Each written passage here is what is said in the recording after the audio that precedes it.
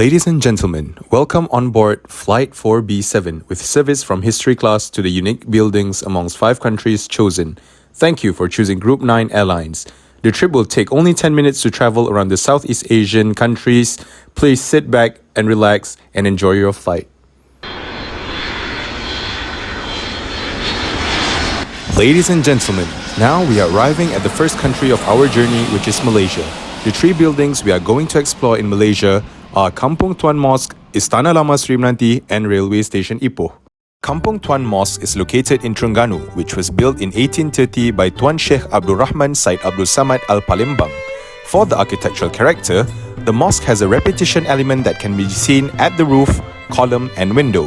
The 4 layers of overlapping roofs are equipped with a bronze top decoration which is called mustaka, taken from the shape of buah butuh, with a height of 2 meters at the top. The structure of this mosque uses a system of frame structure without the support of a pillar on its prayer hall, which reflects back to the great organization of the building.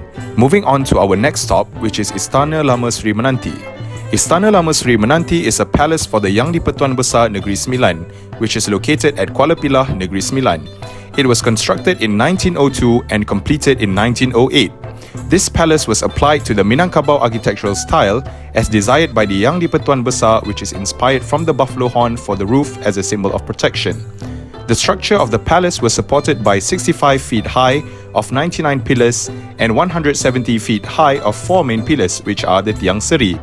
At the center of the palace, which was made of penak timber, and the construction uses the method of tebuk pasak, which means tenun and mortise method.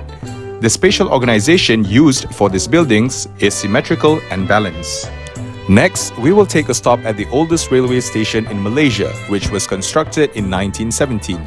The Ipoh railway station architectural style reflects the British Indian colonial style.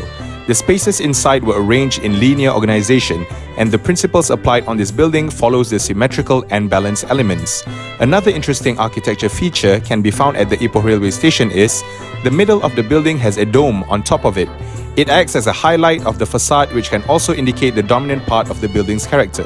For the structure, brackets are used to support the superstructure, which can be often seen in Indian temples as well. Ladies and gentlemen, I hope you are all still refreshed, because right now we will continue our journey to Indonesia. The first stop will be at Masjid Agung Demak. Masjid Agung Demak is one of the oldest mosques in Indonesia. It was constructed in 1479.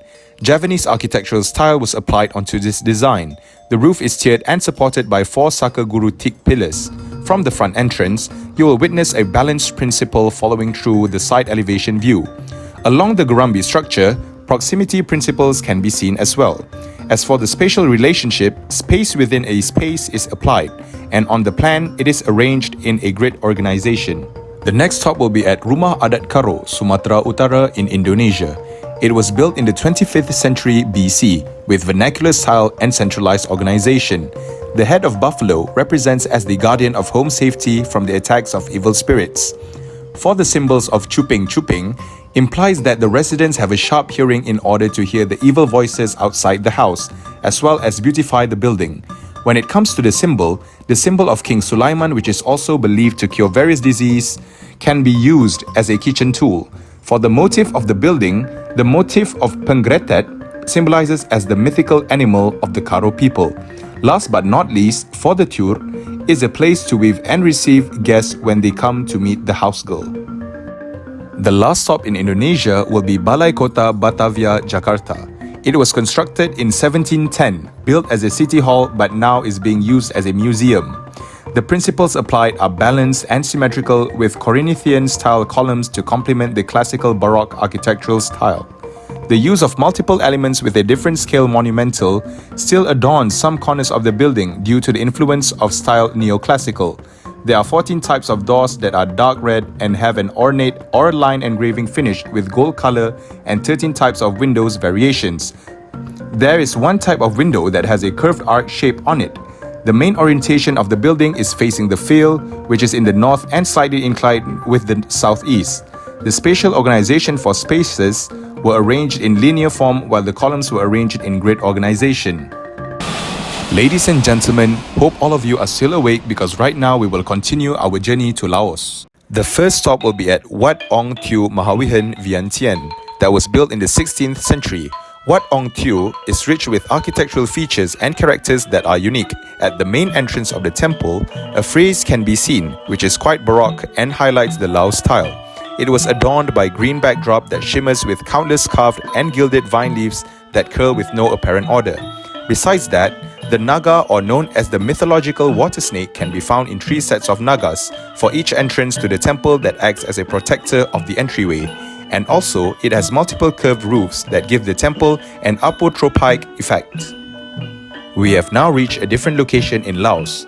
Wat Muang Kang is Champasak's oldest operational temple and monk monastery, dating back to the 19th century. The Wat has a remarkable blend of architectural styles. Its patina only adds to its appeal.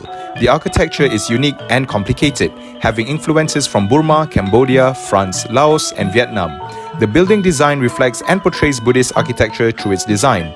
The Lao style can be viewed at the temple's main entrance. It is complemented by a lush green backdrop covered with innumerable carved and gilded vine leaves that curl in an intricate pattern. The Wat Muang Kang was built with clay bricks masonry which are stuccoed, and the temple utilizes recycled woods from old houses around Champasak. And finally, ladies and gentlemen, we have reached the last destination in Laos, which is the Satri House in Luang Prabang. It is a very well-kept French colonial architecture that helped put the town on the UNESCO World Heritage List. Its architecture consists of symmetrical designs and has massive Dutch gable roofs. Besides that, the front door is in the center of the home's design, and the windows and chimneys are balanced in perfect symmetry. Other features include balcony and porch balustrades, rectangle doors set in arched openings, and French casements windows with shutters. Ladies and gentlemen, I hope you are all still awake right now. We will continue our journey to Myanmar. The first building we are going to explore is Norman Monastery, Yangon. The Norman Monastery is among the city's oldest surviving buildings that play a key role in the religious and educational development in Myanmar. The building has an architectural significance featuring traditional Myanmar arts and crafts. It is constructed mainly of teak and supported by 58 timber columns. The 2-story wooden building measures 30.5 meters. The features to highlight here are the 5-tiered Kon Piatat roofs that are commonly incorporated into Burmese, Buddhist, and royal architecture. Also, it has a semicircular arc of the windows that simply adorned with simple sculpture. The next stop will be Mandalay Palace in Mandalay, Myanmar. It is the last royal palace for the Burmese monarchy. The Mandalay Palace was designed in a linear organization and was designed in a classic Burmese style. The palace's structure are all 1 story tall. The number of spires above the structure shows the prominence of the region underneath it. Architectural elements such as formal balance, building focus, unity with dominance, and contrast in direction were used. Most structures were roofed with corrugated sheet metal and concrete. The construction methods include a post and beam system, brick retaining walls at the palace platform, and joists made using wooden joinery methods. And the last stop for Myanmar will be the Botataung 6 High School in Yangon. It is the country's oldest high school, founded in 1860. It functioned as a top choice for elite youngsters. This style focuses on symmetry and order found in elements of classical architecture, which are Greek and Roman. The uses of bricks for the wall and contrast color of the white concrete columns make the building more interesting. It also uses repetition of pitched gable and small dome for the roofs. Round arches in the corridor are also used around the building. The building also has a round arch window that can be seen at many colonial-era buildings. The architectural characteristics are symmetrical facade, gable roof, brick or wood siding with simple and classical detailing, and some lighter toner trims around windows and doors. Ladies and gentlemen, we have now reached in Thailand. Sit back, relax, and enjoy. Moving on to Thailand, the Temple of Emerald Buddha, Wat Phra Kut. The Temple of Emerald Buddha was completed in 1784 in the capital city of Thailand, Bangkok. The temple complex comprises various buildings for specific religious purpose built in a variety of Thai architectural styles. For the spatial relationship, the main building is engulfed by the walls, which gives the space within a space organization.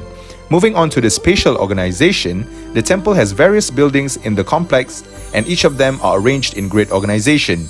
The Emerald Buddha and Royal Pantheon buildings feature a timber roof that is located with polished orange, green, and dark blue tiles on the outside. These 2 buildings are very ornamental. These columns and outside walls of the structures are decorated with mosaics, gold reliefs, and glass and mirror inlays. The next stop is Riwan Sao Hong House, built in 1870. The house is one of the few well-preserved traditional Lana dwellings remaining in Chiang Mai. The style that is implemented is the Lana style, which is from northern Thailand. There's a distinctive feature, kale, which is a sign of prosperity. Carved wood extends from the wind molding to cross each other at the top of the gable. The decorative elements on the roofs are an emblematic feature of the Lana style. The triple gable roof shows the implementation of repetition, and for the spatial organization is grid organization. As for the spatial relationship, we can witness that the form is in linear form.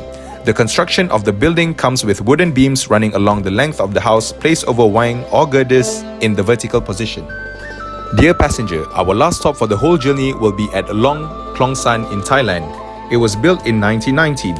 It was an ancient port and warehouse in the Chinese courtyard architecture. It was created in 1850 by Phraya Pisanu Pol, a wealthy Thai Chinese, as a port for overseas cargo from British Malay. The spatial organization of Long is a linear organization. It can be seen through the building structure, which are built with strong and long horizontal lines which are perpendicular to each other. The spatial organization applied on this building is in linear form. The center point of this old Chinese manor is the large shrine to Mazu, the Chinese goddess of seafarers. The air is heavy with the scent of incense and smoke, and many people will kneel to say a prayer. Ladies and gentlemen, on behalf of Aida Kusumas Airlines and the entire crew, I'd like to thank you for joining us on this trip, and we are looking forward to seeing you on board again in the near future. Before leaving, here are some tapes of behind the scenes on making this trip a success, and have a nice day.